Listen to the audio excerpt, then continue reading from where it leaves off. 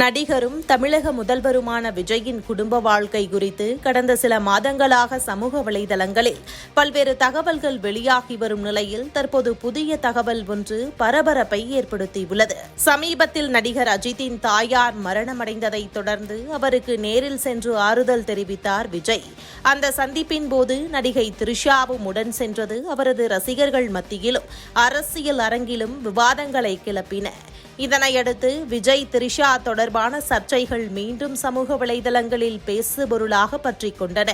இதேவேளை விஜய் முதல்வராக பதவியேற்ற பின்னரும் கூட அவரது மனைவி சங்கீதா மற்றும் இரு பிள்ளைகளும் நேரில் சந்திக்கவில்லை என்ற விஷயமும் பேசுபொருளாக மாறியது. விஜய் மற்றும் சங்கீதா இடையே கருத்து வேறுபாடு காரணமாக பிரிவு ஏற்பட்டு விவாகரத்து வரை சென்ற நிலையில் இருவரையும் மீண்டும் இணைக்க குடும்பத்தினர் முயற்சி செய்து வருவதாகவும் கூறப்படுகிறது. குறிப்பாக விஜயின் தாயார் ஷோபா சங்கீதாவிடம் பேசி குடும்பத்தை மீண்டும் ஒன்றிணைக்க முயன்றதாக தகவல்கள் வெளியாகியுள்ளன. அப்போது குடும்பமாக மீண்டும் இணைந்து வாழ எங்களுக்கு விருப்பம் இருக்கிறது, ஆனால் விஜயின் வாழ்க்கையில் அந்த நடிகை இனி இருக்கவே கூடாது என்ற நிபந்தனையை சங்கீதா தரப்பில் முன்வைத்ததாகவும் கூறப்படுகிறது.